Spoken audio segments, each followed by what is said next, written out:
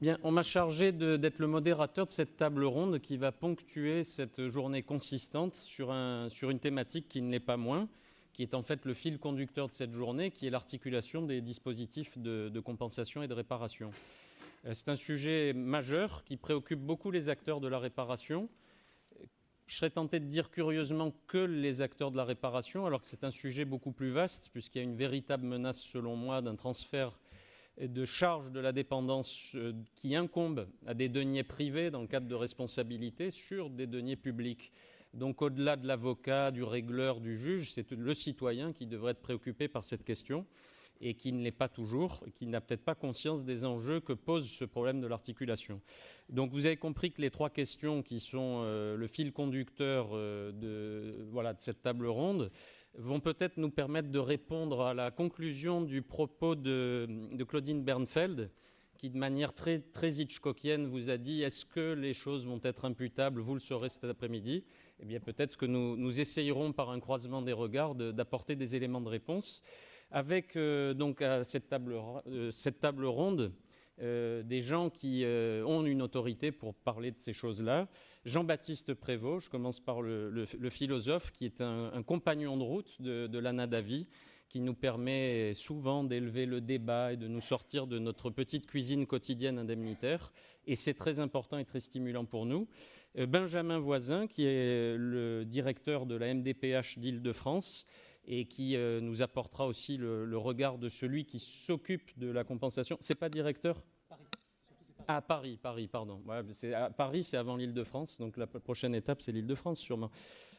Frédéric Bibal. Frédéric Bibal, est-il nécessaire de le présenter tellement il a de casquettes, mais bon, c'est un praticien avisé qui fait partie aussi des acteurs importants de l'Anna Davy, qui fait progresser la cause des victimes dans le cadre de l'indemnisation.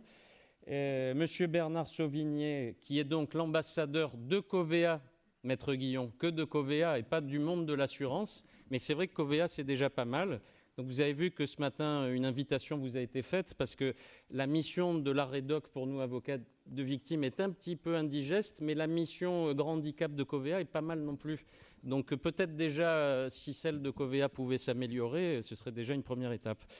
Et puis Jean Ruche, j'allais dire le meilleur pour la fin, mais ça c'est la flagornerie qui continue, mais qui est un inlassable militant de la cause des victimes et des familles, président de la FTC du Haut-Rhin, et qui, à mon avis, est légitime dans cette table ronde à deux titres, par celle que je viens d'énoncer, mais aussi parce qu'il a été la locomotive d'un travail important qui a été fait par la MDPH du Haut-Rhin, la FTC et le Conseil général sur la question de cette PCH et de son positionnement dans le cadre de l'indemnisation. Voilà, donc le décor est planté. Moi, j'ai presque plus rien à faire. Je ne sais pas si je devrais modérer ce croisement des regards, si les choses seront très antagonistes et très, très virulentes, je ne crois pas. En tout cas, il y a des divergences d'intérêts et il me paraît important de se poser la question et de nous confronter. Alors, petite question en préambule, je vais la poser au philosophe qui va tout de suite nous situer, nous élever.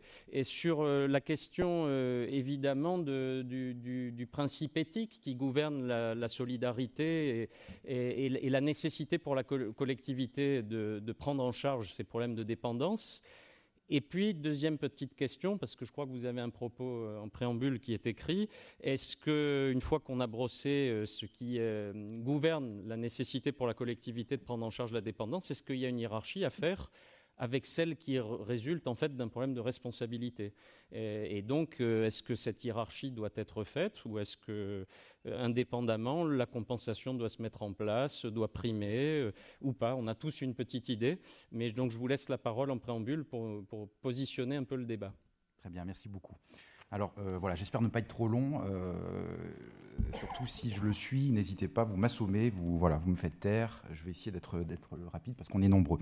Alors, tout d'abord, de manière préliminaire, c'est peut-être mon rôle de rappeler qu'il est des questions dont l'extrême technicité occulte en quelque façon les enjeux qui sont mobilisés par elles.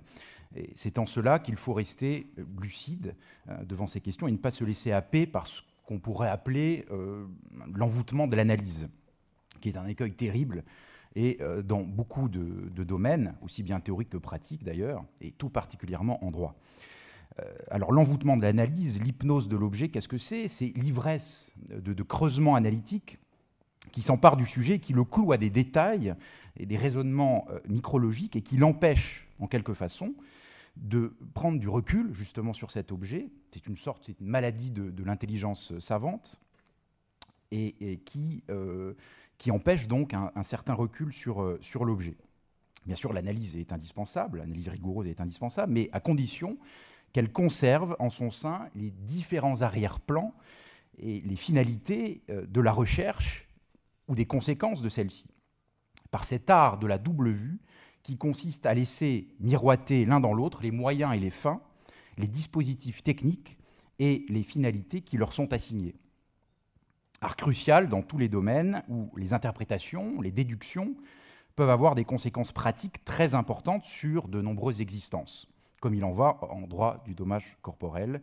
Ici, la spéculation, l'interprétation des textes, l'herméneutique textuelle, les joutes doctrinales habiles entre avocats, professeurs de droit, n'est pas sans effet réel sur le cours d'existence qui sont en quelque sorte suspendus, sans le savoir, à ces analyses.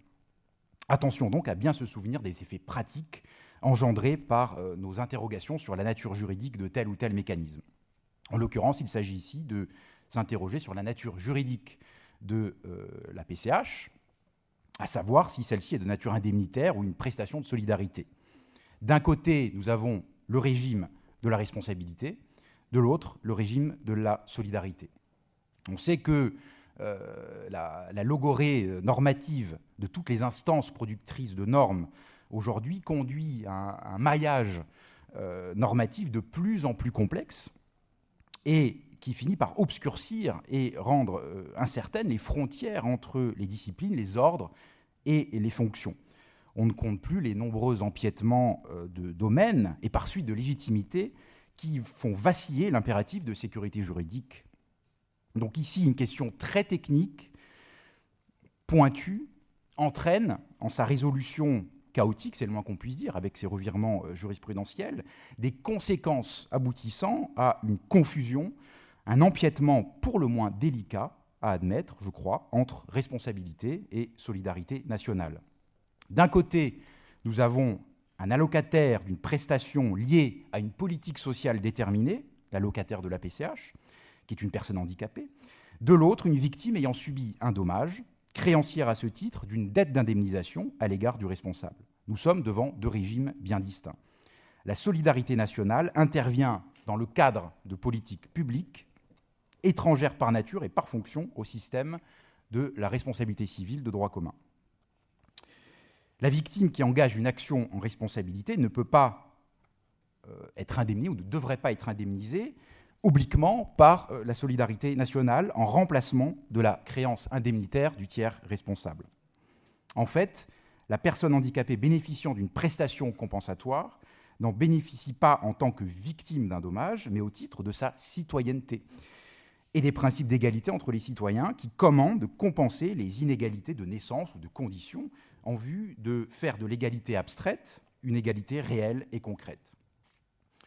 Donc le bénéficiaire de la PCH est un citoyen comme les autres, mais précisément pour qu'il le soit, comme les autres, puisqu'en réalité sa condition physique ou psychique l'empêche d'accéder concrètement et pratiquement à ce rang pourtant attribué à tous, la société politique à laquelle il appartient, le corps social, solidaire avec lui reconnaît des droits et tente de compenser son handicap, son inadaptation constitutive au regard de l'objectif visé d'une citoyenneté complète et intégrale en termes d'égalité d'accès aux services publics, à l'éducation ou à l'emploi, mais aussi en termes de dignité afin de lui assurer des revenus de subsistance. Assurément, nous ne sommes pas dans le même régime que celui de la responsabilité civile et de la réparation intégrale du dommage corporel qui s'organise autour du sujet de droit victime et à ce titre créancier, titulaire d'une créance indemnitaire vis-à-vis du responsable.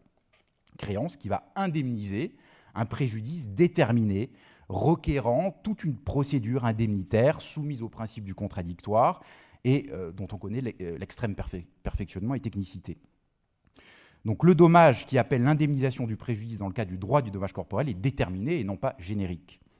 Et il faut à ce titre rappeler, je crois que c'est très très important, c'est un point capital, que le but de la réparation intégrale est d'ordonner la réparation à la vie que la victime aurait dû continuer à mener si l'accident n'avait pas eu lieu. On calibre la réparation sur la vie que l'individu menait, que la victime menait, et devait continuer donc à mener, sur ce qu'il était et devait être encore, ce qui n'est pas du tout le cas de la PCH, puisqu'avec elle, on ne répare pas un dommage, on ne vient pas conjurer par l'outil indemnitaire une brisure dans la continuité de son destin, on compense, on rétablit une égalité au regard d'un étalon moyen, d'un homme générique, d'un citoyen conçu dans son abstraction.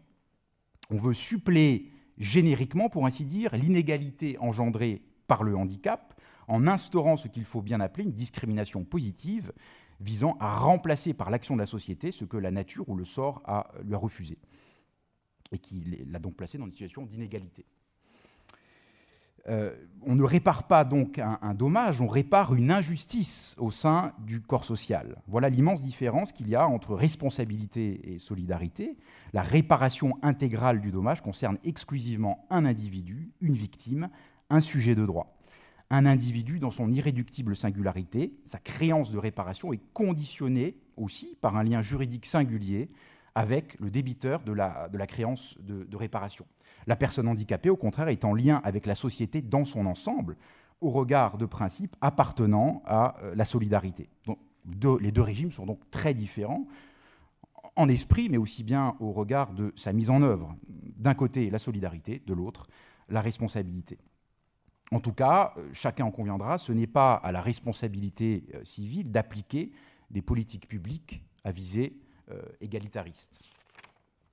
Alors, concernant les fondements de la solidarité, très rapidement, au niveau des sources doctrinales, il faut se reporter à l'œuvre de Léon Bourgeois, et notamment dans son ouvrage intitulé Solidarité, publié en 1896, qui peut être considéré comme une sorte de manifeste du solidarisme. L'homme doit ce qu'il est à l'association humaine, aussi bien la société présente que les générations passées, qui ont accumulé d'immenses ressources. La solidarité, c'est l'interdépendance collective du groupe, la volonté de s'émanciper des formes archaïques et surtout contingentes de l'entraide sociale, comme la charité ou l'entraide familiale. On connaît effectivement le sort de cette idéologie solidariste. Elle va s'incarner de manière institutionnelle, de manière de plus en plus efficace et précise. Toutes les grandes lois d'assistance en découleront. Notamment, le préambule de la Constitution de 1946 lui donnera une portée juridique considérable. Pour ce qui est du handicap, les dispositifs de protection et d'aide manifestent d'ailleurs la réactivation du thème de la solidarité. La loi d'orientation du 30 juin 1975 missionne la collectivité nationale de prendre en charge ces populations en difficulté. On le voit, la charge politique et sociale est puissante relativement au nouveau statut du handicap. Le handicap est un produit socio-politique, une prise de conscience sociale. Ces catégories sont propres à des politiques sociales qui confèrent un statut objectif. Ce n'est aucunement une indemnisation qui répare un dommage, mais une compensation générique et globale reconnue par la société dans son ensemble, au titre de la solidarité et de l'égalité républicaine. La compensation du handicap trouve bien son origine dans un principe d'égalité des droits et des chances, comme l'attestent par ailleurs les autres dispositifs parallèles à la prestation de compensation. Donc d'un côté, nous avons la personne handicapée relevant d'un traitement social et politique du handicap, de l'autre, le sujet de droit, une victime ayant subi un dommage et à ce titre seulement créancière d'une dette d'indemnisation. Les deux catégories peuvent se recouper, mais en aucun cas ne se confondent. La perspective et les fondements sont, on le voit, très différents.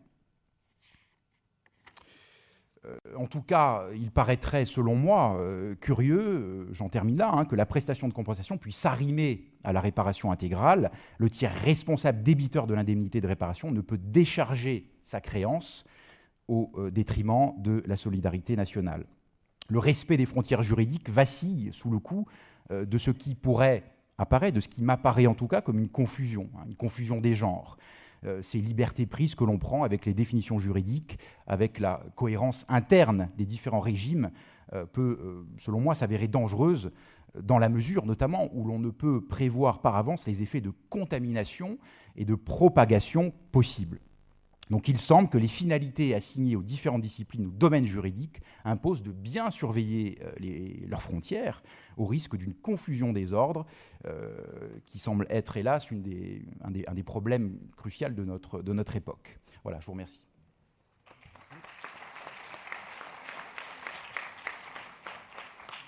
Voilà une entrée en matière qui pose bien le débat et qui va me permettre de rebondir sur la frénésie législative dont vous avez parlé, qui, au lieu de nous donner de la clarté, a tendance à nous déstabiliser. Je crois qu'il y a un philosophe, mais j'ai oublié le nom, qui disait « La lumière de la vie publique obscurcit tout ». Vous avez le nom du philosophe ? Ah, dommage. Et donc ça me permet d'interpeller Benjamin Voisin, parce qu'on a compris qu'il y a une frénésie législative, mais il y a beaucoup de lois et des lois qui sont mal faites.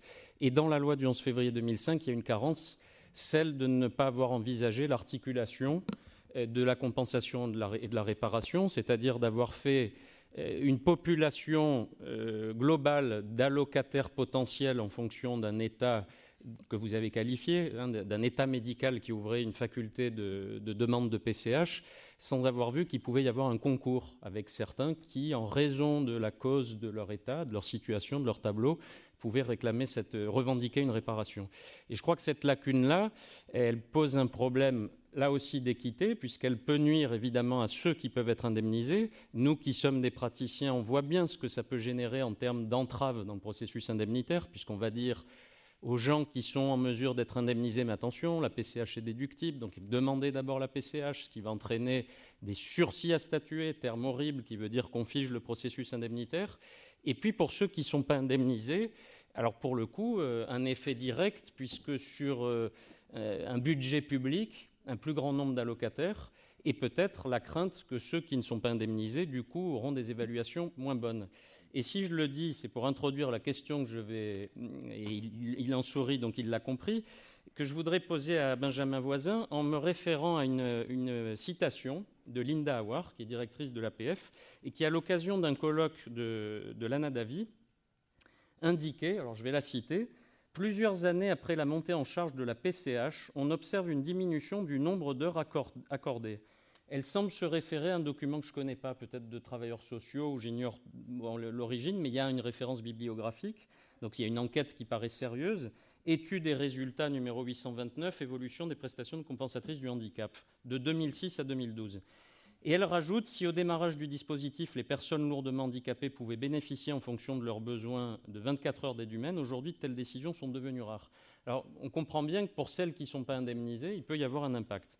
Donc ma question, elle est double, vous la connaissez déjà, c'est alors même qu'une articulation n'est pas prévue, est-ce qu'il y a quand même dans les MDPH, et notamment celle de Paris, une vigilance quant aux demandeurs de PCH qui peuvent être indemnisés? Dans les préconisations de Jean Ruche et de son groupe de travail, il est dit qu'il devrait y avoir un repérage systématique. Est-ce que par rapport à ce repérage, on a une idée des proportions en présence du nombre d'allocataires qui, par ailleurs, peuvent bénéficier d'une indemnisation de ceux qui ne sont pas indemnisables du tout. Et ensuite, alors que l'esprit de la loi est d'avoir créé une étanchéité, est-ce qu'on peut penser que les contraintes budgétaires impactent sur les pratiques d'évaluation, même si je sais bien que les deux sont autonomes et étanches? Bien,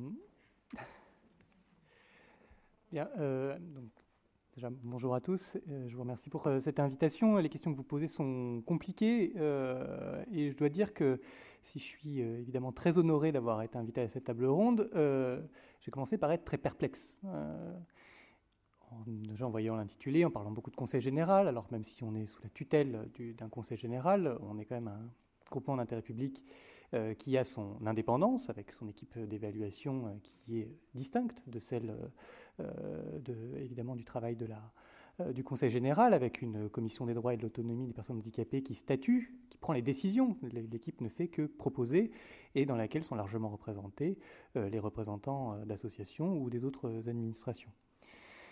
Perplexité aussi par rapport à un sujet qui est quand même extrêmement complexe, la nature de cette PCH par rapport à une jurisprudence dont on ne parle pas en MDPH. Je me suis dit, finalement, c'est peut-être ça qui est intéressant à dire, c'est que finalement, la vérité, c'est qu'on ne se pose pas beaucoup la question.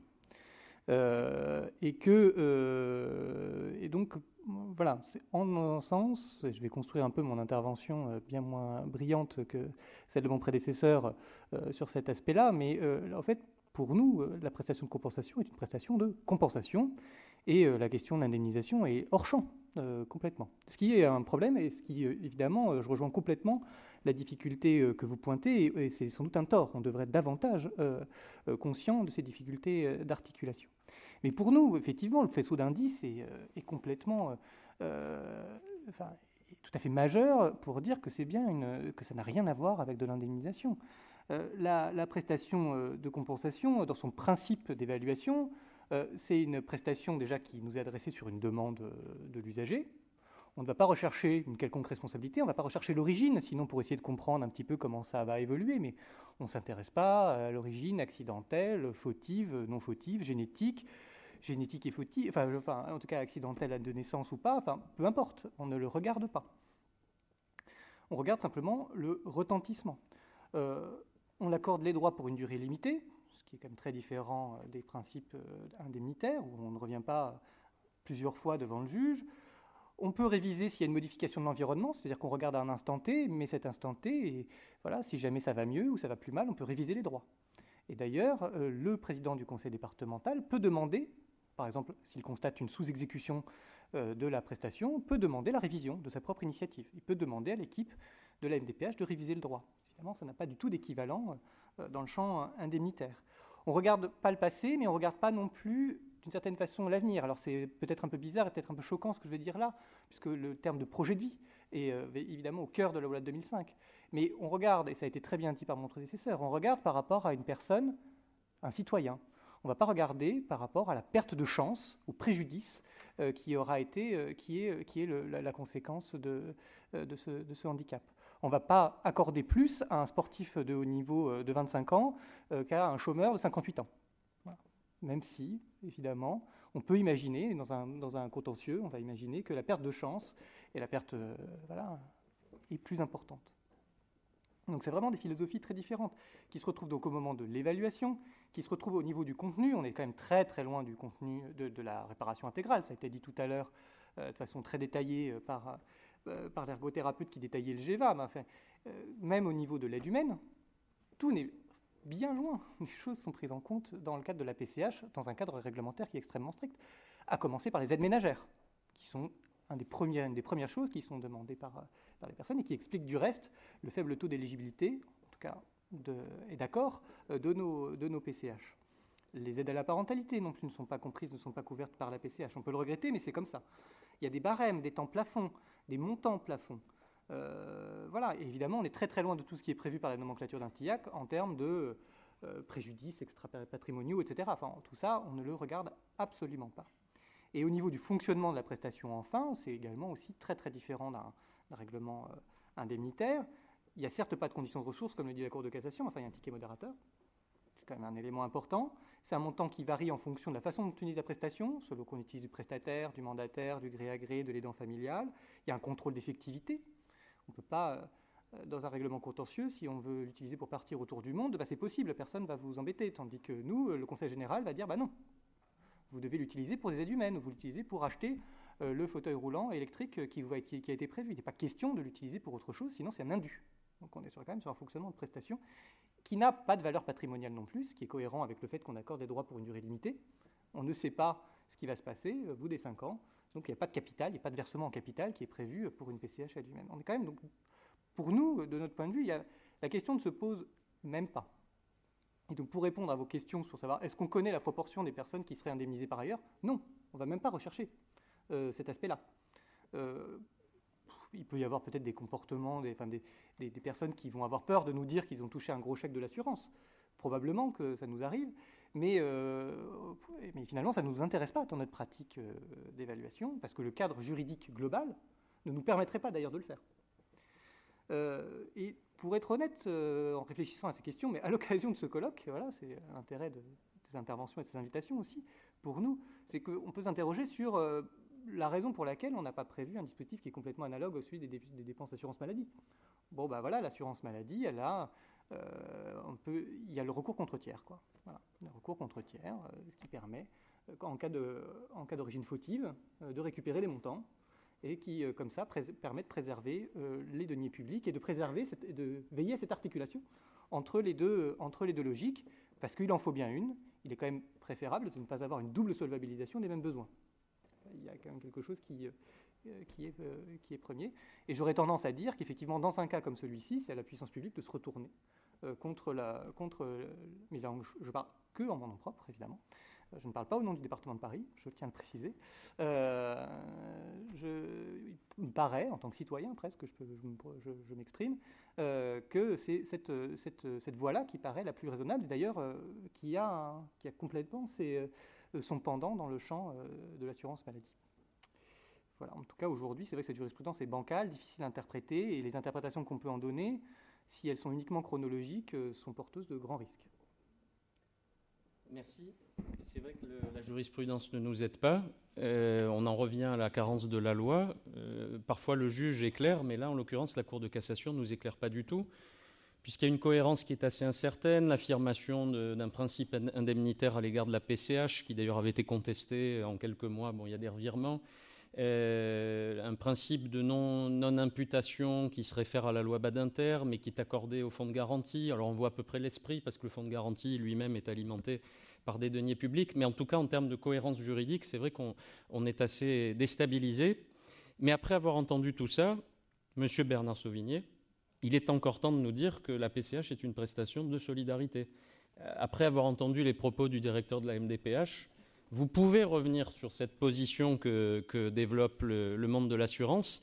Et vous savez les questions puisqu'on avait un petit peu préparé les choses, on voit fleurir partout dans les contentieux indemnitaires des tribunaux de France et de Navarre cette demande de la part des compagnies qui veulent étendre la jurisprudence qui profite au fonds de garantie aux compagnies d'assurance. Alors, est-ce que c'est l'expression d'une position globale du monde de l'assurance, même si vous n'en êtes que un ambassadeur partiel, et n'y voyez-vous pas un effet d'aubaine, tout simplement? Est-ce que vous avez un positionnement sur le problème de l'intégration dans le recours des tiers payeurs de cette prestation, ou est-ce que finalement vous voyez l'occasion de profiter, alors pas d'un enrichissement sans cause, mais c'est la question que je poserai à Jean Ruche, c'est le grief qu'on pourrait faire aux victimes, ou qui semble poindre à l'égard des victimes, mais alors là, pour le coup, d'un enrichissement au détriment des finances publiques. Voilà les questions que je voulais vous poser. Merci déjà aux organisateurs de ce forum pour l'invitation. Donc, comme vous l'avez dit, effectivement, ce ne sont pas les assureurs qui sont à l'initiative de l'évolution de cette jurisprudence, mais le FGAO. Nous avons rebondi effectivement sur cette décision dans la mesure où la Cour de cassation a qualifié cette prestation de compensation du handicap comme une prestation indemnitaire. Et là, le mot était lâché. Dès lors que cette prestation a un caractère indemnitaire, pour nous, ça a une signification très précise. C'est que sans pour autant modifier la dette du tiers responsable, elle doit être prise en compte. C'est notre façon de voir les choses. Bien sûr, le caractère indemnitaire, selon la Cour de cassation, il tient au fait que c'est une indemnité qui est allouée sans condition de ressources, et puis surtout en fonction des besoins tels qu'ils ont pu être évalués, les besoins réels tels qu'ils ont pu être évalués. Donc je ne fais que reprendre l'argument de la Cour de cassation. Je rajouterai que pour nous, cette indemnité a un caractère indemnitaire et elle doit être prise en compte aussi parce qu'elle répond par son objet à un besoin qui doit être évalué dans l'un des postes de la nomenclature d'un TIAC, et en tant que tel, comme d'autres postes de préjudice, on ne peut pas ne pas le prendre en compte puisqu'il a un caractère indemnitaire. Mais pour autant, je vous le disais, cela ne doit pas réduire la dette du tiers responsable, à savoir que le dispositif législatif de la loi du 11 février est dépourvu malheureusement de la prise en compte de l'éventualité de cette qualification de cette prestation et n'autorise pas effectivement une distinction. Nous, en tout cas au niveau de Covea, pour être cohérent jusqu'au bout par rapport à cette situation, nous avons donné comme instruction, c'est d'accueillir favorablement toutes les créances qui pourraient être présentées, toutes les réclamations qui pourraient être présentées par des conseils généraux, dès lors que cette prestation de compensation du handicap aura été déduite du préjudice. Bien entendu, les deux conditions, c'est qu'il y ait une demande du Conseil général et que cette prestation ait été déduite. Dans ces cas-là, nous avons donné instruction à nos services de gestion sur les 3 enseignes de régler cette PCH, de rembourser cette PCH. Pour autant, on sait très bien que ça ne va pas résoudre toutes les difficultés, loin de là.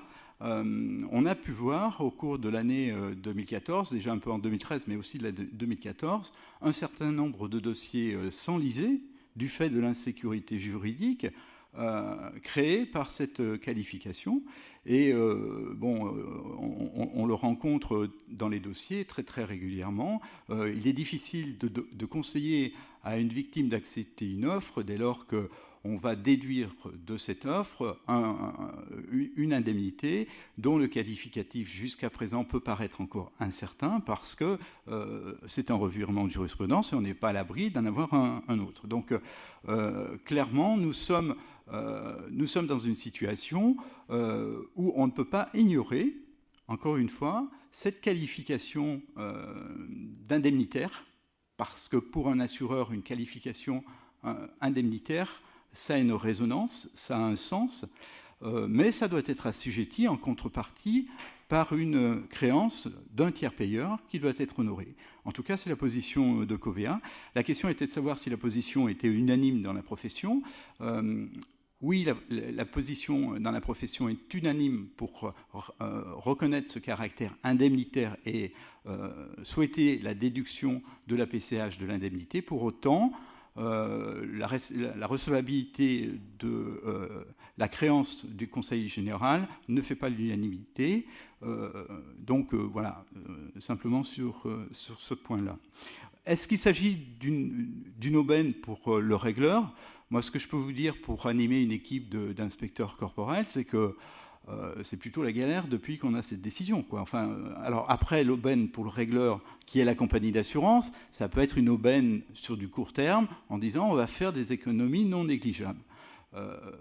Oui, simplement, si on prend un peu de recul par rapport à ça, en tant qu'assureur et en tant qu'assureur qui souhaite s'engager dans l'accompagnement des victimes, nous ne souhaitons pas, nous, à Covea, en tout cas, demander à la victime à faire une démarche préalable auprès du Conseil général pour obtenir une PCH, dans la mesure où ça nous éloignerait du terrain de jeu. Donc, il n'est pas question d'avoir cette démarche-là. Et là aussi, les instructions ont été très, très claires au niveau de Covea.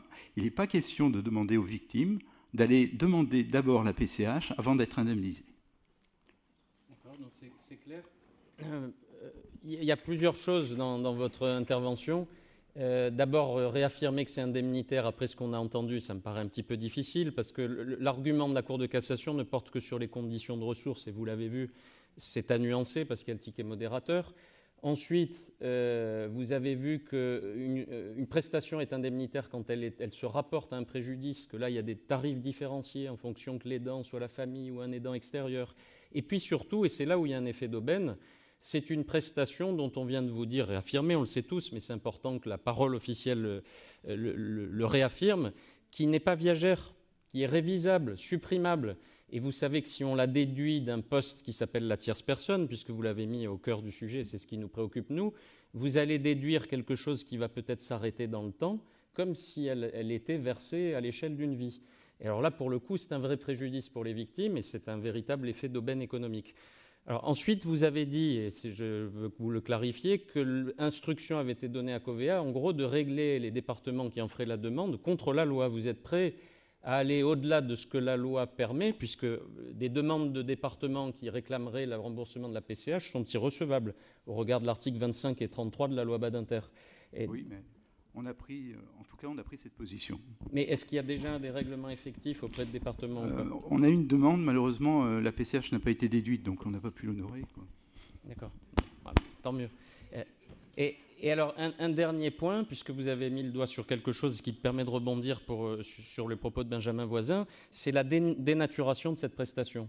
Si on l'intègre au recours des tiers payeurs, on peut en faire aussi une prestation un peu obligatoire, puisqu'on parle de protection sociale. Quand je suis victime d'un accident du travail ou trajet de travail, je n'ai pas la faculté de demander une rente à T, une majoration de la rente. C'est quelque chose d'automatique et qui justifie donc qu'après, les organismes sociaux puissent recourir. Là, si je l'intègre au recours des tiers payeurs, il faudrait nuancer. Je m'en réfère à un très bel article de Claudine Berfeld, deuxième hommage, Claudine, cet après-midi, sur les effets pervers et de dénaturation que peut entraîner l'intégration de la PCH dans le recours des tiers payeurs. Donc ça, c'est une question qu'il faut se poser aussi, puisque la dénaturation, ça conduirait, encore une fois, à redemander aux gens, puisque c'est imputable et qu'on va les suspecter après leur indemnisation de peut-être faire une demande de PCH, de préalablement la réclamer. C'est un vrai débat qu'on aura peut-être encore une fois, parce que je vois que Frédéric s'impatiente, il a envie de prendre la parole. Alors, Frédéric, qu'est-ce que tu peux nous dire sur cette jurisprudence de la Cour de cassation ? Est-ce que tu peux, puisque tu étais dans un colloque à la Cour de cassation, dans cette haute juridiction, tu as pris le pouls des magistrats, ou peut-être tu as essayé, dans la psychologie qui te caractérise, de voir s'il y a une perplexité que nous partageons tous, ou s'ils sont certains, comme l'avait dit Nina Toiti, de limiter la jurisprudence au seul fonds de garantie, ou est-ce qu'il y a une attente de compléter ce vide législatif de la part des magistrats ? Est-ce que la décision de la première chambre civile de la Cour de cassation récente finalement tranche la question en disant c'est pas dans les articles 25 et 33, donc assureur circulé, il n'y a rien à voir. Qu'est-ce que tu peux nous dire de tout ça ? Je ne sais pas si j'ai approché du pouls des magistrats, mais en tout cas, je ne suis pas très capable de l'interpréter. Mais comme il y a des médecins dans la salle, on va peut-être avoir leur avis. Je plaisante à moitié parce que je me demande si, effectivement, on n'est pas au cœur d'une vraie crise sur ces questions-là, qui justifie complètement d'ailleurs toutes tes questions, parce que j'ai vraiment l'impression que même du côté des conseils de victimes, il y a 10 avis par avocat. Alors c'est souvent le cas, c'est vrai, mais là cette question n'est pas du tout tranchée, y compris dans notre propre approche, puisqu'on a un vrai débat, même entre nous. Alors sur la question de la jurisprudence de la Cour de cassation, si j'arrive à faire défiler mon petit tableau, alors cette première planche, je vais la passer, puisqu'elle a été développée par mon voisin, mais je la ressors à chaque fois qu'on me demande de parler de cette question-là. Je crois que c'est là-dessus qu'il faut qu'on essaie tous de travailler, qu'on mette tous sur un coin de feuille des cases, réparation, compensation, et qu'on essaie de réfléchir à ces deux concepts qui se chevauchent, qui se rencontrent, qui sont traités finalement en même temps par les intervenants. Moi, j'étais très frappé cet après-midi, avant qu'on prenne la parole. Je trouvais vraiment le plan de travail excellent, puisqu'il y a eu 2 interventions sur le bilan situationnel, l'un dans le cadre de la compensation et l'autre dans le cadre de la réparation. Donc je disais, on va enfin avoir, et finalement, par une approche de terrain, par celle des ergothérapeutes, un éclairage sur cette fameuse distinction compensation-réparation. Ce tableau-là, moi, que j'ai fait de façon complètement théorique, juridique, avec effectivement, dans un cas, il y a une réparation universelle quant au niveau de lésion, parce qu'il n'y a pas de petits dommages pour la réparation, ils sont réparés d'emblée, et puis réservés à un certain niveau de handicap pour la compensation. Il n'y a pas de limitation à raison des ressources dans la réparation et dans la compensation, même s'il n'y en a pas au niveau de l'accès, on sait qu'il y en a une ensuite au niveau du versement. Il y a pas de plafond dans un cas, des plafonds dans l'autre. Il y a une analyse à tous les besoins en aide dans le cas de la réparation, puisque l'aide ménagère est possible, ou l'aide à l'éducation, et il y a une limitation à certains besoins dans la compensation.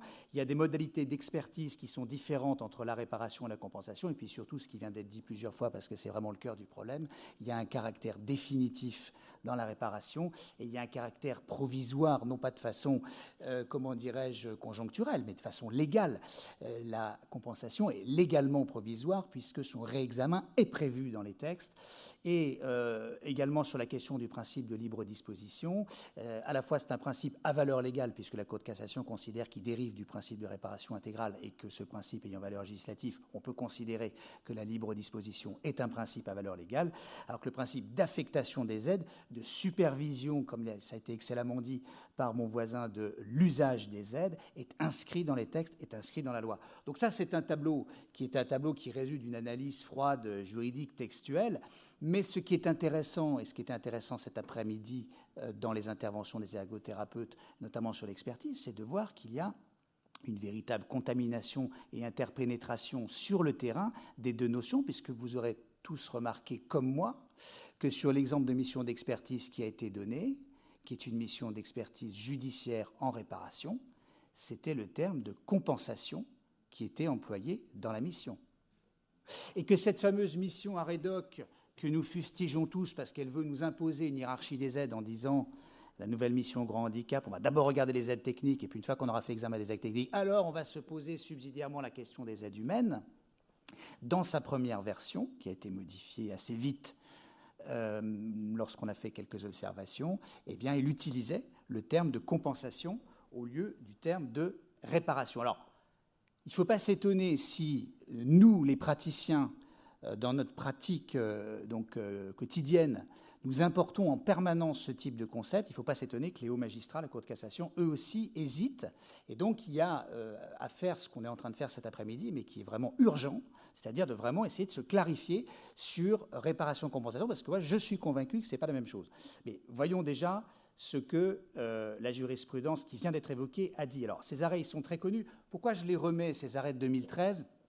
C'est parce qu'ils sont symptomatiques, justement, de cette hésitation. Donc, à 67 jours d'intervalle, la même chambre de la Cour de cassation, qui est la chambre régulatrice principale des questions de réparation du dommage corporel, puisque c'est le plus souvent devant la deuxième civile que viennent ces questions-là, dit exactement le contraire. Donc, saisie par une NDPH qui veut tenir compte de ce qui est servi au titre de la réparation dans l'évaluation de la prestation compensatoire, elle dit que la PCH est dépourvue de caractère indemnitaire, et ce n'est pas un arrêt anecdotique, c'est un arrêt sur QPC, c'est-à-dire que c'est vraiment sur question prioritaire de constitutionnalité, donc on ne peut pas dire que c'est un arrêt d'espèce, c'est un arrêt de principe, les arrêts qui sont rendus sur QPC. 67 jours plus tard, autre arrêt de principe qui va être publié au bulletin, donc c'est un signe que veut donner la juridiction, elle dit exactement le contraire, même chambre, même formation, elle dit la prestation de compensatoire avec les critères qui ont été rappelés. L'exécution d'une obligation de solidarité est accordée sans condition de ressources, donc est fixée en fonction des besoins individualisés, donc elle constitue, d'après la même chambre, une prestation indemnitaire. Alors, ils ne sont pas fous. S'ils ont rendu cette décision, ces deux décisions totalement contradictoires, c'est bien parce qu'ils sont eux-mêmes traversés par les questions qui nous occupent cet après-midi. Alors, qu'est-ce qu'ils ont décidé dans la suite, dans les mois qui ont suivi, et notamment en 2014, il y a eu une série de décisions qu'il faut mettre en parallèle et qui, alors, s'inscrivent pour le coup, pour répondre à ta question, dans ce cas bien indiqué, la conseillère de la Cour de cassation avec qui nous avons pu échanger lors d'un colloque, Madame Toiti, qui est assez informée parce qu'elle a été rapporteure dans un certain nombre de ces décisions, et qui s'inscrit dans la logique suivante, qui est de dire la décision que nous avons rendue le 16 mai 2013, elle avait été demandée par l'un des fonds de garantie, le fonds de garantie, le FGAO, des accidents, et les autres, elles sont également rendues à l'endroit, enfin à la demande de fonds de garantie. Alors, le fonds de garantie des victimes d'infractions, et il y a une autre décision de la première chambre civile qui, elle, a été rendue sur demande de l'ONIAM, qui est aussi une ersatz de fonds de garantie. Bon. Qui sont tous des institutions qui, eux aussi, sont fondées sur un principe de solidarité, pas à la même fin, puisque c'est à une fin de réparation et non pas de compensation, mais qui utilisent et qui jouent très bien de cette confusion entre solidarité d'un côté pour la compensation et solidarité des fonds de garantie. Et surtout, et c'est l'argument de droit de la Cour de cassation, qui se fonde sur des textes spéciaux, soit une notion de subsidiarité inscrite dans la loi pour le fonds de garantie des accidents, soit un texte spécial pour les infractions 706.3 ou un texte du Code de la santé publique pour l'ONIAM, qui précise que les prestations qui peuvent être déduites de ce qui est servi par ces fonds de garantie peuvent aller au-delà de ce qui est prévu par le texte de droit commun sur ce qu'on appelle le recours des tiers payeurs dans le jargon, c'est-à-dire le texte qui organise la coordination entre les prestations de sécurité sociale au sens large, parce qu'il n'y a pas que ça, il y a aussi certaines prestations d'assurance ou certaines autres prestations. Donc les prestations qui ne viennent pas d'un débiteur de réparation et la réparation. Voilà. Il y a un grand texte qui organise la coordination par le biais de ce qu'on appelle recours des tiers payeurs, qui en fait, le recours des tiers payeurs, c'est une façon de faire cette coordination, parce qu'en pratique, il existe très rarement le recours des tiers payeurs, parce qu'il est organisé dans d'autres cadres, le protocole, ou parce qu'il n'a pas lieu effectivement. Mais bon, on dit que c'est dans le cadre du recours des tiers payeurs qu'on organise ça. Il y a un grand texte qui prévoit ça, c'est le chapitre 2 de la loi de 85, et comme l'a rappelé Marc tout à l'heure, c'est un texte qui dit « je suis verrouillé ». Dans son article 34, il dit « on ne peut pas organiser la coordination de la réparation et des autres prestations autrement qu'à travers mon texte, à travers ce fameux chapitre 2 de la loi de 85. » Bon. Donc, si vous considérez, et c'était pour ça d'ailleurs que le texte a été fait en 85, si vous considérez qu'une prestation est indemnitaire, et même si vous avez raison, eh bien, il faut quand même que cette prestation soit inscrite dans le texte, dans cette loi de 85, pour qu'elle puisse être déduite. Ça a coupé court à des contentieux fleuves qu'il y avait avec les caisses de retraite, avec je ne sais qui, avec ceux qui servaient les allocations chômage, qui existaient avant la loi de 85. On a dit, ça suffit, on va simplifier ce fameux droit des recours. On va dire, il faut que vous soyez soit dans la liste des organismes, soit dans la liste des prestations de ce fameux texte pour avoir droit à organiser un recours. Bon. Mais, pour les fonds de garantie, les textes qui prévoient donc les prestations déductibles renvoient à ce fameux chapitre de la loi de 85 qui organise les recours, mais elles ajoutent un petit membre de phrase en disant « et toutes autres prestations indemnitaires ». C'est-à-dire elles disent au fonds de garantie « vous avez le droit de déduire un peu plus que ce fameux chapitre 2 de la loi de 85 ». Et c'est sur ces textes-là que sont fondées les jurisprudences de la deuxième chambre civile, donc celle que vous avez sous les yeux, du 16 mai 2013, et les autres qui ont suivi, donc une série d'arrêts que je ne vous ai pas mis là, mais qui sont tous des arrêts rendus à l'endroit de fonds de garantie ou de l'ONIAM. Et dans le même temps, la deuxième chambre civile, donc notamment en 2014, a rendu plusieurs décisions. Il y en a une notamment sur les allocations chômage, il y en a d'autres sur certaines prestations assurantielles, où elle avait en face d'elle des assureurs. Alors c'est vrai que ce n'était pas des décisions sur la PCH. Il y en a une récente, je vais vous en parler tout de suite. Mais dans ces décisions-là, sur d'autres prestations, elle rappelait bien que si elles n'étaient pas déductibles, ce n'était pas parce qu'elle examinait si elles étaient indemnitaires ou pas, à la limite, elle n'en parlait même pas, mais c'est parce qu'elles n'étaient pas dans le texte.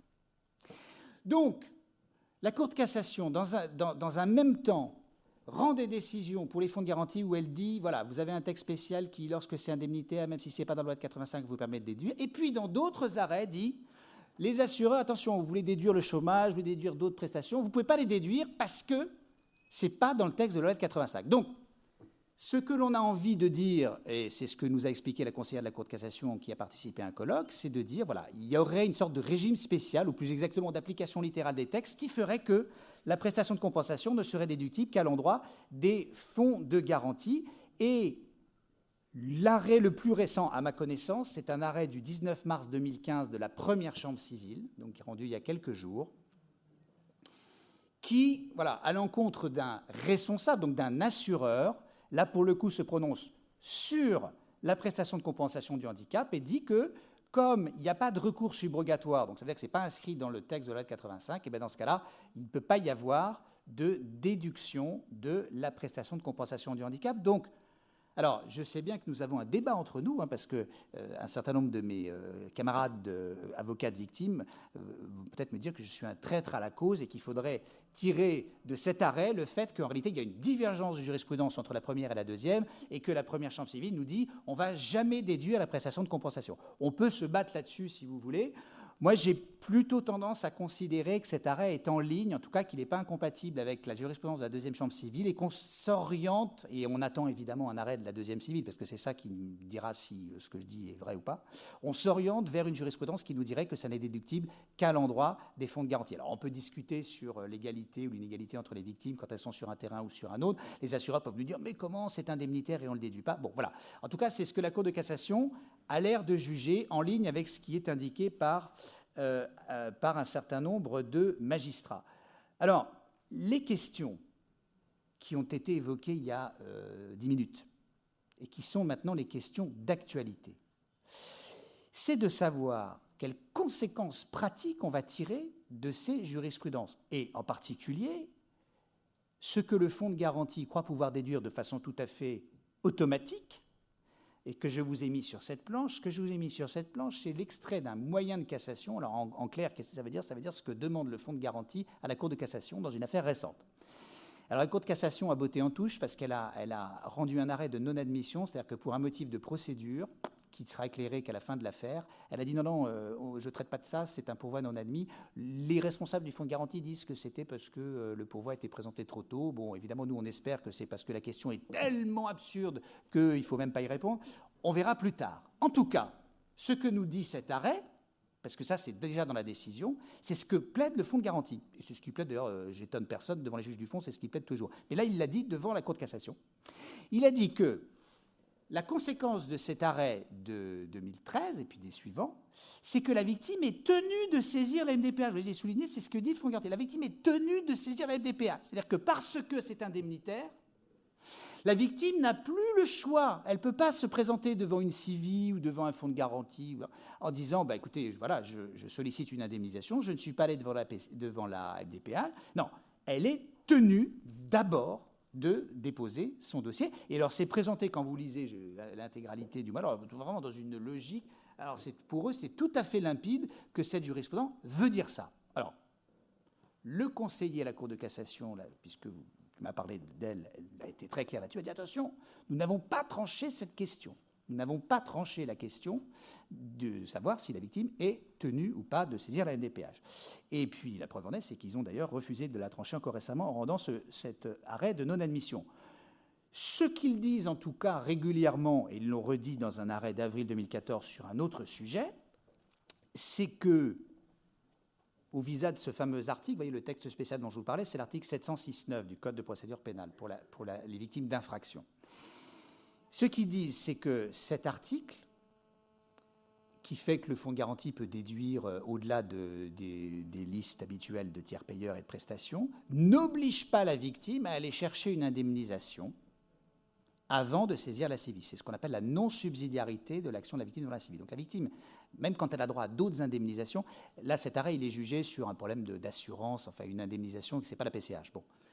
Mais la victime, ça a été dit X fois par la Cour de cassation, et c'est constant, n'est jamais tenue d'aller chercher une indemnisation avant. Donc on imagine bien que s'ils le disent à tire-larigot sur des histoires d'indemnisation diverses et variées, on ne voit pas pourquoi ils diraient autre chose sur la PCH, alors que le fondement de la jurisprudence, c'est de dire qu'elle est indemnitaire. Ils ne vont pas en plus revirer sur le fait de dire quand il y a quelque chose d'indemnitaire, il faut aller le chercher avant d'aller devant la CIVI. Donc, on a envie de penser, mais alors là, voilà, je prends peut-être mes désirs pour des réalités, hein, mais j'ai envie de penser, voilà, comme avocat de victime, que la jurisprudence de 2013 ne veut pas dire que la victime va être obligée de saisir d'abord une MDPH, c'est-à-dire qu'elle va conserver le libre choix d'aller ou pas d'abord devant une MDPH pour avoir sa prestation de compensation et ensuite d'aller solliciter une réparation. Alors ça, c'est point d'interrogation.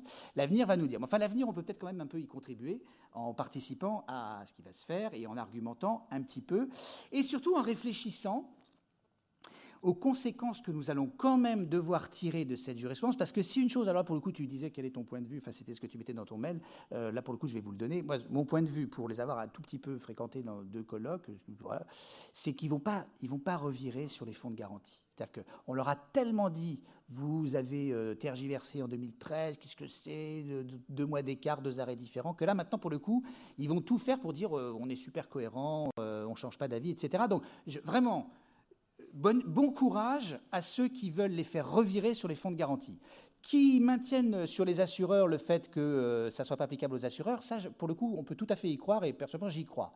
Mais qui revirent à bref délai sur les fonds de garantie, alors là, franchement, très sincèrement, je pense qu'ils ne le feront pas, ne serait-ce que pour ne pas perdre la face complètement et pas passer pour des girouettes permanentes. Bon. Donc, s'il y a un changement de ce point de vue-là, ça ne viendra pas d'eux. Donc, la question qui se pose aux praticiens est de savoir, mais je vais peut-être m'arrêter parce que j'ai des idées là-dessus, mais sinon je vais parler une demi-heure, c'est de savoir qu'est-ce qu'on fait pour quand même tenir compte de cette jurisprudence. Je pense que la piste, mais ça, M. Jean Ruge va nous donner ses idées là-dessus, parce qu'ils ont beaucoup travaillé dans la commission avec Claude Iéna, je pense que la piste du recours subrogatoire pose des problèmes, pas seulement le fait qu'il n'existe pas dans la loi, ça évidemment, mais pose des problèmes conceptuels sur la possibilité d'une subrogation, compte tenu quand même de la différence de nature entre la créance de réparation et la créance de compensation. En particulier, cette affaire de caractère provisoire, cette affaire de caractère non intégral, cette affaire de caractère affecté de la prestation de compensation permet quand même de douter de ce qu'il s'agisse de la même dette, parce que pour qu'il y ait subrogation, il faut que ce soit la même dette. Et c'est quand même douteux. Voilà. Bon. Donc, il y a d'autres pistes qu'il faudrait que nous travaillions, et notamment une piste qui est ouverte par le Conseil d'État, alors pas du tout de façon satisfaisante, mais sur laquelle il faut réfléchir. Donc je passe sur ces trucs-là qui prendraient trop de temps. C'est dommage, c'était un petit schéma très amusant sur lequel ma collaboratrice a passé énormément de temps, et je ne vais pas du tout le développer, sur le mécanisme de la subrogation. Je vais directement à ma dernière planche, qui est celle de l'arrêt du Conseil d'État du 23 septembre 2013. Et le Conseil d'État, lui, alors, il ne se pose pas de questions. Il dit la prestation de compensation. Enfin, il se pose des questions, mais il y répond sans embâche en disant on va considérer que la prestation de compensation est indemnitaire et on va la déduire. Mais il le dit d'une manière qui doit nous faire réfléchir. Il dit que, s'agissant d'une rente annuelle pour tierce personne, frais futurs d'assistance tierce personne, les sommes versées après la date de l'arrêt d'appel doivent être déduites au titre de versées au titre de la prestation par le département doivent être déduites. Alors, peut-être qu'il y aurait une réflexion à faire sur cette fameuse rente et sur les clauses de suspension de rente. Comment pouvons-nous préserver le libre choix de la victime à un moment dans sa vie de se dire, finalement, parce qu'après tout, ça peut être pratique dans certaines circonstances, dans certains lieux, quand il y a des associations bien fichues qui se font payer automatiquement, etc. Pourquoi pas quelqu'un peut un jour vouloir solliciter la prestation de compensation sans être un ignoble cumulard qui veut absolument être indemnisé 2 fois. Il peut avoir envie de basculer sur la prestation de compensation sans être un fraudeur qui veut avoir le double de ce dont il a droit. Bon. Est-ce qu'on peut imaginer un système où le choix de la personne serait respecté et où il y aurait, sans que ça soit l'un ou l'autre, une prise en compte à un moment de la prestation de compensation qui pourrait à un moment donné cesser quand la personne ne souhaite plus bénéficier de cette prestation de compensation, un petit peu comme ce qu'on voit sur les suspensions de rente pour les hospitalisations, mais à condition de préserver ce libre choix qui est une vertu essentielle, qui était vraiment extrêmement précieuse de la victime, et à condition de mettre les garde-fous suffisants pour pas qu'il y ait d'effet cliqué et pour pas qu'il y ait d'effet automatique en disant si vous avez la prestation, c'est que vos besoins sont entièrement ouverts, parce qu'on sait très bien, ça a été démontré par Claudine ce matin avec le nombre d'heures finalement assurées, etc., on sait très bien que les prestations de compensation sont globalement et généralement insuffisantes. Donc mon idée n'a de sens que si est préservée, évidemment, la réparation intégrale. Mais en tout cas, je pense qu'il y a peut-être un travail à faire là-dessus pour que cette jurisprudence puisse avoir une application pratique sans que la victime soit contrainte de faire ce que demande le fonds de garantie, c'est-à-dire automatiquement d'aller déposer son dossier de PCH avant de demander à être indemnisé. Mais voilà, mais ceci n'est qu'une piste qui fait déjà frémir et hérisser certainement le poil de certains de mes confrères qui disent « mais il est fou de parler de ça, il ne faut pas suspendre les rentes, etc. » Mais en tout cas, je préférerais qu'on réfléchisse là-dessus plutôt que dans une espèce de systématisme, parce que qui dit recours subrogatoire dirait d'une certaine manière déduction automatique, et ça, je trouve que ça serait une perte de droit essentielle pour la victime. Voilà, je m'arrête là. Merci Frédéric. Tu n'es pas parvenu à prendre le pouls des magistrats, mais quand même un demi-pouls qui nous renseigne pas mal. Peut-être pour l'auditoire non juriste, il faut voir l'incidence concrète que la jurisprudence à l'égard du fonds de garantie entraîne pour les victimes.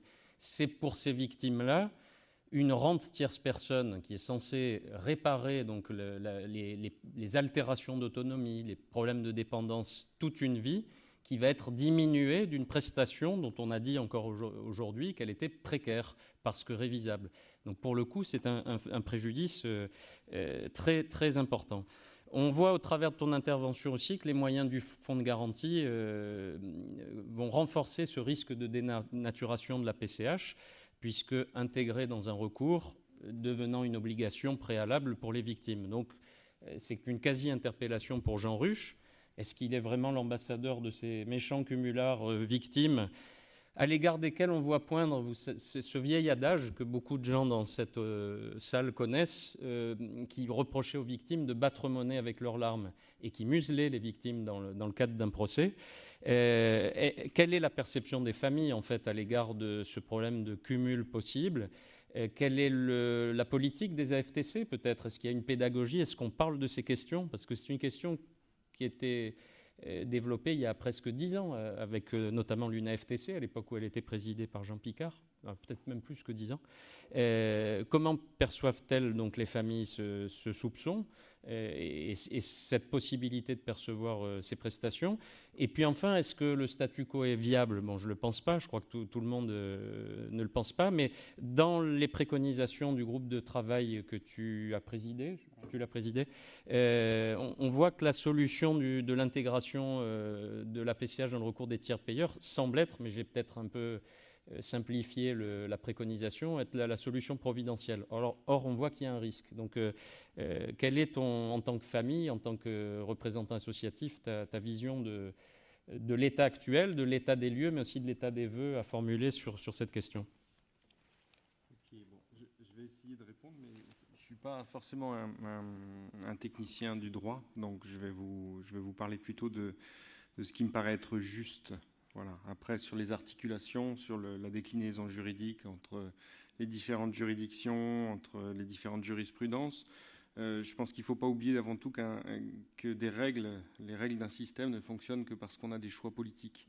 Et le choix que je défends, c'est celui de dire qu'il faut prendre en compte les évolutions sociétales actuelles.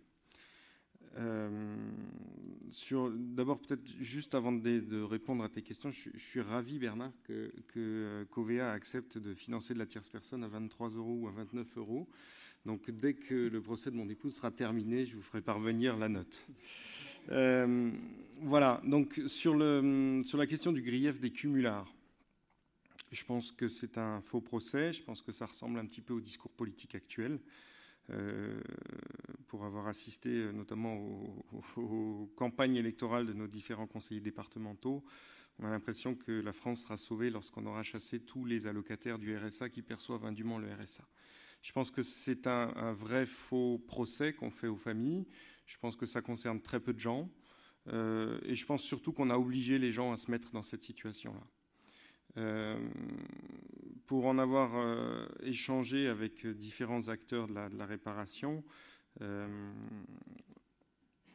pense qu'à l'heure actuelle, ce qui prédomine, c'est la réalité de l'indemnisation, vue de mon côté, vue du côté responsable associatif, pas vue du côté professionnel de la réparation du préjudice corporel. Ça veut certainement dire vu d'un côté très subjectif, de la même façon que de l'autre côté ça peut l'être. C'est que les familles, elles sont, après l'accident, asphyxiées, qu'on les pousse à la faillite, consciemment ou inconsciemment, je me garderai bien d'émettre une opinion là-dessus, que la PCH est bien souvent une bouée de sauvetage, que c'est très souvent la seule solution qu'on leur offre, parce que, contrairement à en tout cas à ce que je peux entendre dans le monde de la magistrature, dans le monde des avocats, les victimes que je croise moi, elles ne reçoivent pas 100 000 € ou 1 million d'euros de provisions pour mener leur procédure en dommages corporels. Elles sont bien souvent très démunies et la PCH intervient pour essayer de maintenir une famille à flot, pour essayer de poursuivre en espérant qu'elles rencontrent les bons conseils, qu'elles soient bien accompagnées, et qu'avec un tout petit peu de chance, elle tombe sur un expert qui a déjà vu un traumatisé crânien, ce qui n'est pas facile. La réalité aussi, c'est que dans nos systèmes actuels de réparation, il y a des gens qui tombent sur des conseils spécialisés, qui mènent le processus de réparation de façon correcte, qui vont leur permettre d'avoir une vie décente. On n'a pas de chiffres sur combien de personnes sont accompagnées par des avocats, combien passent directement dans les fourches codines de l'inspecteur régleur. Mais dans la réalité, je pense qu'il y en a énormément qui passent entre les mailles. De la même façon qu'il y en a énormément qui quittent le système hospitalier, qu'on ne revoit plus après. Il y en a beaucoup qui vont traiter leur indemnisation directement avec les inspecteurs régleurs et puis qui, 2 ans, 3 ans après, vont se retrouver à devoir demander la PCH et de fait vont faire porter à la collectivité une charge qui aurait dû être prise par l'assureur, pas par le fonds de garantie apparemment, mais voilà. Donc je pense que ça c'est la réalité que moi je vois, qui est la mienne, qui ne veut pas dire que c'est difficile pour tout le monde, mais en tout cas dans certaines cours d'appel, et on est parfois très loin d'Aix ou de Paris, les magistrats, les traumatisés crâniens, ils ne savent pas ce que c'est, la mission d'expertise. Ils en ont peut-être entendu parler s'ils ont accompli leurs obligations de formation, mais ce n'est quand même pas la majorité. Je pense aussi que le débat qu'on a aujourd'hui, il est important parce que ça permet de prendre la distance par rapport à ce qu'on peut faire dans le domaine du droit, que incontestablement, si on regarde en arrière, qu'on prend un peu de distance, qu'on se dit, voilà, comment ça se passait il y a 50 ans, comment ça se passe maintenant, évidemment, il y a des progressions. Ce qu'oublient souvent les professionnels du droit, c'est que l'indemnisation d'une famille, c'est l'indemnisation d'une vie. Le processus de dommage corporel, c'est un processus sociétal qui est beaucoup plus long. Donc on a parfois, nous, des positions qui sont assez dures. Je pense aussi que cette notion de cumulard en PCH, on peut cumuler à partir du moment où on est indemnisé. Et la base de l'indemnisation, c'est l'expertise. Et si on avait un peu moins d'experts qui bâclaient leurs expertises, si on avait un peu plus de respect des règles qui existent déjà, notamment, je reprends un de mes chevals de bataille, mais si on obligeait tous les experts simplement à déclarer leurs liens économiques avec les assureurs, comme le Code de la santé publique en fait obligation, je pense qu'on aurait déjà aussi beaucoup plus de moyens pour défendre ces victimes. Donc, sur le côté indemnitaire ou compensation, j'aimerais parfois que l'ensemble des avocats, l'ensemble des conseils qui peuvent œuvrer dans ce domaine, mettent autant d'énergie à défendre cette idée-là qu'il y a des choses qui sont inacceptables dans notre système à l'heure actuelle, sans même parler de la question des listes d'experts nationaux. Il faudrait qu'on combatte aussi des gens qui ruinent des vies. Voilà, ça c'est la réalité. Sur on va dire l'interdépendance entre réparation et compensation, c'est impossible de répondre à la question de savoir si le fait que des victimes qui soient indemnisées par un processus Badinter puissent nuire à l'éventuelle obtention d'une PCH dans une MDPH. Je vous rejoins, je pense que les MDPH sont à 1000 lieues de s'occuper de ces questions-là, parce que d'abord, il n'y a pas le cadre législatif, il n'y a pas le cadre nécessaire d'organisation dans ces maisons pour permettre d'exercer un recours. Maintenant, si on en revient à la question de la politique, on peut se dire que ça pourrait faire partie de priorités aussi qui pourraient être mises en œuvre. Mais c'est un choix politique, donc évidemment un choix qui divise et qui pose des questions. Sur la réalité que je peux observer, cette fois-ci plus en tant que responsable associatif, c'est que depuis quelques années, les financements publics sont quand même en grande difficulté, que bizarrement, dans le même intervalle, faisant partie de deux CDAPH sur 2 départements différents, je me rends compte que les règles d'éligibilité, elles n'ont pas changé sur le papier depuis un bout de temps. Mais alors l'analyse qu'on en fait, par contre, elle a changé. Elle fait qu'il y a des gens qui sont plus éligibles à la PCH. Elle fait qu'il y a des gens qui vont voir leur PCH diminuer de moitié. Donc c'est aussi une réalité qu'il faut, à mon avis, prendre en compte. Ensuite, je ne comprends pas forcément, mais après je n'ai pas toute la technicité de nos avocats du réseau. Ce qui oppose le recours subrogatoire de la sécurité sociale, qui récupère donc l'argent qu'il a engagé au titre des différents postes de préjudice, et le recours subrogatoire du Conseil général. Après, je suis d'accord qu'il y a énormément de questions qui se posent derrière sur comment on va récupérer sur une prestation qui est pas sur le même référentiel, qui est pas sur les mêmes durées et qui est pas permanente. Voilà. Donc, je suis d'accord qu'il y a des questions, mais je pense que on peut adopter 2 attitudes. Attendre effectivement que les assureurs arrivent à obtenir la déductibilité de la PCH de la tierce personne, ça on peut le faire. Je pense que ça arrivera, peut-être un jour. En tout cas, moi, je me battrai contre. Ou alors se dire, on est dans un système où effectivement il y a un amenuisement des ressources, il faut prendre en charge les personnes de la façon la plus juste possible, la plus équitable, si tant est que ce mot ait encore énormément de sens. Et on peut essayer d'imaginer des choses, de proposer, de réfléchir. Donc si vous êtes intéressé par ce sujet de la réparation, on a fait 10 propositions sur la question du recours subrogatoire, qui était effectivement la modification de mémoire, mais je peux me tromper, je crois, de l'article 25 de la loi de 85, où on rajouterait dedans les conseils généraux, ce qui leur permettrait de récupérer leurs créances. Moi, j'ai un espoir qui est peut-être naïf, qui est peut-être candide, c'est de me dire qu'à partir du moment où on libère des ressources publiques, on peut les consacrer à autre chose.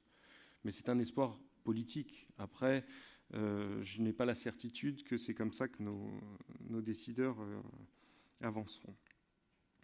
Ce que je pense, par contre, c'est que la situation actuelle, elle nuit globalement à la perception qu'on peut avoir dans les MDPH des personnes traumatisées crâniennes indemnisées, où on a toujours ce soupçon de l'enrichissement, qu'on serait devenu traumatisé crânien pour rouler en Bentley ou en Rolls-Royce, que lorsqu'on fait une évaluation PCH, les personnes qu'on a en face de nous, non seulement elles ont un handicap invisible, mais peut-être qu'elles ont un déclaratif qui va au-delà de la réalité de leurs troubles, donc toujours ce soupçon sur la réalité du besoin de compensation. Et puis un travers qu'on retrouve également dans la procédure judiciaire, ce soupçon sur l'identité même de la victime. Voilà. Quand vous passez par un processus de réparation, souvent, vous êtes obligé de prouver que le mec qui vous a roulé dessus, il a causé tel ou tel tort. Alors, on en discutait avec Maître Bernfeld à midi par rapport je dirais à l'éthique, j'allais dire au dogme, mais c'est pas le mot exact, du droit, qui fait que c'est la victime qui doit amener la preuve de son préjudice, mais c'est bien pire que cela, à mon sens. Je pense que si on lui refuse ce statut de victime, elle va avoir énormément de mal à se reconstruire. Voilà pour la nuisance entre réparation et compensation. On n'a pas toutes les réponses, mais je pense qu'on ne doit pas s'interdire de réfléchir sur ces questions-là. Pour moi, le statu quo, donc la question de se dire on reste là, il n'est pas tenable. De toute façon, on a beau le vouloir, on se rend compte que la jurisprudence, elle évolue et qu'elle se base, je dirais, sur une évolution sociétale qui peut être bonne, pas bonne, mais en tout cas qui est là. Voilà. Donc nous, le travail qu'on a mené avec la MDPH et le Conseil général, parce que chez nous, le GIP, il y a quand même de grandes similitudes. Quand vous écrivez à la MDPH, vous écrivez à quelqu'un qui a une adresse @cg67 ou cg68.fr. Donc moi, je veux bien qu'il y ait une certaine forme d'indépendance, mais je constate qu'elle s'amenuise de plus en plus. On l'a démarré parce qu'on avait eu ces questions-là, parce qu'on s'est dit, plutôt que d'attendre que le système se mette en route, ce qui est souvent très long, on peut peut-être réfléchir à des conditions qui soient acceptables. Donc dans les propositions qu'on fait également, il y a l'idée que si ce recours subrogatoire était mis en place, il serait intéressant que dans chaque MDPH, il y ait des référents qui soient en capacité d'aiguiller les victimes dès le début. Parce que ça serait un formidable vecteur du respect du droit à réparation des victimes. Actuellement, si 10% des personnes sont correctement indemnisées, bon, je suis désolé Bernard, mais ça ne va pas forcément être agréable à entendre, c'est parce qu'elles ont la chance à un moment donné, par hasard, par réseau, par plein de billets, de tomber sur un avocat. Et les autres, qu'est-ce qu'on en fait ? Quel droit à l'information on leur donne? Quel droit à avoir un procès équitable et à s'entourer de personnes compétentes? Donc la proposition qu'on faisait, c'était simplement de pouvoir créer dans ces MDPH aussi des gens qui sont en capacité d'expliquer, de faire comprendre que le processus, il se mène en général qu'une fois, ou plusieurs quand on a envie de se compliquer la vie. Mais que si on a au moins les données, si on a au moins les cartes en main, on peut espérer avoir un droit à réparation qui soit exercé. Voilà, je pense que ça rejoint une aspiration que la société à l'heure actuelle défend, hein, qui est celle de moraliser un peu nos pratiques, de réfléchir un petit peu sur les raisons qui nous poussent à créer des systèmes et comment ils évoluent. Pour moi, ça a du sens d'y réfléchir. Je ne dis pas qu'on a forcément proposé la meilleure des solutions. Je ne dis pas que ça répond à toutes les questions et à toutes les différences de systèmes, mais les systèmes n'ont qu'une vocation, c'est à servir des choix politiques. Voilà. Bravo.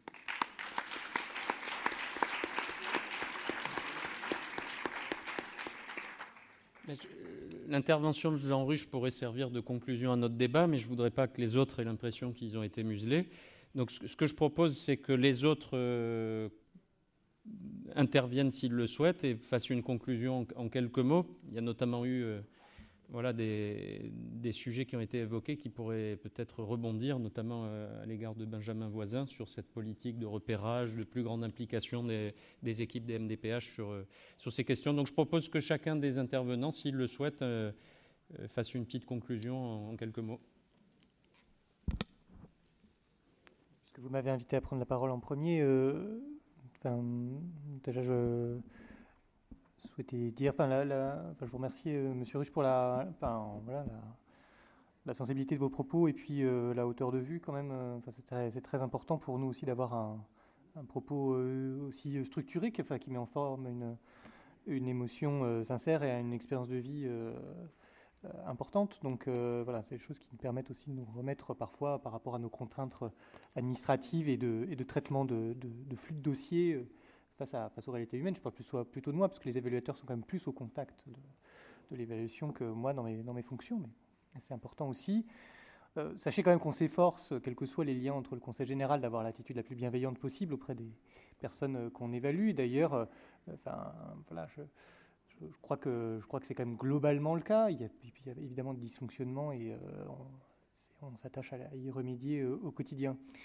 Moi, je souscris tout à fait à vos propositions qui sont relatives à la capacité d'orientation des personnes qu'on voit. C'est quelque chose d'un peu compliqué parce que souvent on intervient relativement tard dans le processus. Généralement, les personnes ont quand même un épisode dans le secteur sanitaire qui est quand même extrêmement long, souvent en traumatologie. Quand même. Donc il se passe. En même temps, on se dit quelle est aussi la responsabilité du secteur sanitaire dans ce lien-là, parce que nous, finalement, on intervient une fois que la personne revient à domicile, presque, et parfois après des épisodes de plusieurs mois d'hospitalisation. Et donc, on ne peut pas non plus tout mettre sur la MDPH, qui a ce rôle-là qui devrait avoir ce rôle-là de filet de sécurité, d'une certaine façon, d'orienter vers les structures qui sont le plus susceptibles d'accompagner la personne. Mais il y a aussi tout l'amont. Il ne faut pas trop taper sur les MDPH non plus. On a beaucoup de responsabilités. Mais je ne vous accuse pas de taper sur nous. Mais je veux dire, c'est que on sent que dans le débat actuellement, c'est peut-être dans le microcosme du micro-social, du microcosme de MDPH, mais que la pression sur la MDPH qui doit être évaluée de dossier toujours plus. On en rajoute encore un petit peu des couches sur le plan réglementaire. Il faut le faire à la fois vite, qualité, avec des GEVA qui font 40 pages quand même, il faut quand même le rappeler, avec des outils qui ne sont pas adaptés à un traitement sur dossier quand même. Qu'il faut s'impliquer sur l'accompagnement de parcours, sur le conseil, aller jusqu'au bout de la vie de la personne, comprendre tous les retentissements, des préconisations qui vont au-delà de notre champ de compétences réglementaires. Bon, voilà, trop embrassé, voilà. Vous connaissez le proverbe. Donc, en tout cas, moi, j'entends ce genre il y a un véritable travail de sensibilisation de nos équipes à ces problématiques-là. Il n'y a pas non plus tant de situations que ça. C'est quand même faible nombre, fort heureusement, de situations auxquelles on a à faire face par rapport à l'ensemble de maladies chroniques qui représentent l'essentiel des flux entrants aujourd'hui. Voilà, c'est des problématiques très spécifiques sur lesquelles on doit être alerté. Alors, on travaille beaucoup avec les UROS, avec aussi une quantité de partenaires qui nous permettent d'accompagner cette évaluation et de se doter des outils complémentaires à ceux que nous avons dans notre escarcelle. Je crois que globalement, ça dépend beaucoup des ressources du territoire. On est très content de pouvoir passer le relais à un partenaire spécialisé en fait. Voilà. Et donc c'est souvent qu'on manque de partenaires spécialisés sur le territoire qu'on est obligé de faire avec nos propres moyens, avec des évaluations qui sont peut-être qui ne prennent pas forcément aussi bien en compte qu'on le souhaiterait la spécificité de chaque handicap ou chaque déficience. Merci. Bernard Sauvigné. Oui, en conclusion, moi ce que j'ai envie de dire, c'est qu'on ne peut pas se satisfaire du statu quo de toute façon, parce qu'il y a une forme d'insécurité juridique pour les uns ou pour les autres. Que ce soit la solution de donner un recours subrogatoire aux conseils généraux ou de définir de nouvelles conditions pour l'attribution de la PCH, il peut y avoir plusieurs pistes. Moi, ce que j'ai envie de dire, mais à titre vraiment personnel là-dessus, une réflexion purement personnelle qui consisterait à dire, c'est lorsque l'indemnité intégrale par un tiers responsable ne se discute pas, ben, c'est à lui, c'est à ce titre-là que l'indemnisation doit se faire, et dans tous les autres cas, de faire appel à la subrogation. Parce que je rejoins Maître Bival sur le fait de dire on ne peut pas imposer à une victime d'avoir tel ou tel parcours. Donc, soit cette victime a clairement l'assurance que son préjudice va être pris au titre d'un tiers responsable, et c'est ce tiers responsable qui doit assumer, soit il y a un doute parce qu'il y a un problème de responsabilité ou un problème de limitation à un droit à indemnisation, et auquel cas le complément doit être fait par la solidarité. Donc voilà, mais c'est une réflexion personnelle. Jean-Baptiste Prévost. Oui, non, moi je me sens pas capable de conclure sur des sujets aussi, voilà. Mais néanmoins, je m'inscris tout à fait dans ce qu'a dit le dernier intervenant sur l'aspect politique, hein, un peu de clarté, un peu de vision. Je crois que c'est fondamental et c'est ce qui fait défaut. Et sans vision, sans politique, eh bien, c'est la neutralité des règles joue pour elle-même de manière autotélique. Donc, il faut faire attention et simplement essayer de les questionner, voilà, et ne pas se laisser un peu hypnotiser par elles. Frédéric ? Je voudrais simplement abonder dans le sens de ce qui a été indiqué par M. Jean Ruche sur, en réalité, ce que nous pouvons faire dès à présent, parce qu'il y a ces questions d'évolution de la jurisprudence, d'évolution des textes, mais nous, qu'est-ce qu'on peut faire dans notre pratique aujourd'hui pour déjà donner un début de réponse. Et il y a une question essentielle qui a été évoquée, qui est celle de la cinétique du processus réparatoire, c'est-à-dire du déroulement, de la vitesse à laquelle les choses vont pouvoir se mettre en place. Et là, je sais que je prêche ici des convertis, parce que c'est l'un des combats des gens qui travaillent ici, mais c'est d'avoir le réflexe indemnitaire le plus tôt possible. Ça a été l'une des revendications, notamment dans le cadre de la loi Lefranc, d'imposer un bilan situationnel à l'assureur, parce que finalement, il y a une sorte de course de vitesse qui se joue, et d'une certaine manière, même si c'est lourd, même s'il y a l'équipe pluridisciplinaire, même s'il y a un grand formalisme, parfois une certaine pesanteur liée au nombre de dossiers devant les MDPH, on s'aperçoit que malgré tout cela, c'est parfois la PCH qui est mise en place avant la solution indemnitaire. Et c'est déjà contre ça, sur le terrain concret et pratique, qu'on peut, dans notre travail quotidien, essayer d'agir et d'avoir ce réflexe immédiat lorsqu'il y a un débiteur indemnitaire, d'orienter tout de suite vers cette solution-là. Et les avocats spécialisés qui sont dans la salle ont quand même des moyens, lorsqu'il y a une léthargie, d'essayer quand même d'appuyer sur l'accélérateur. Ça ne veut pas dire que c'est automatique et que ça va se faire comme ça, mais en tout cas, il faut qu'à l'origine, ceux qui orientent les blessés aient ce réflexe-là, parce que sinon on se retrouve des années après la mise en place d'une PCH et d'un système qui a commencé à tourner comme ça, avec le débiteur indemnitaire qui arrive et qui dit « mais regardez, les choses sont déjà mises en place, c'est indemnitaire », et qui dit « ben voilà, finalement, moi j'interviens dans une sorte de super compensation, je complète la compensation ». Voilà. Donc il y a déjà ce réflexe initial que là on peut avoir tout de suite aujourd'hui, sans avoir une évolution jurisprudentielle ou législative.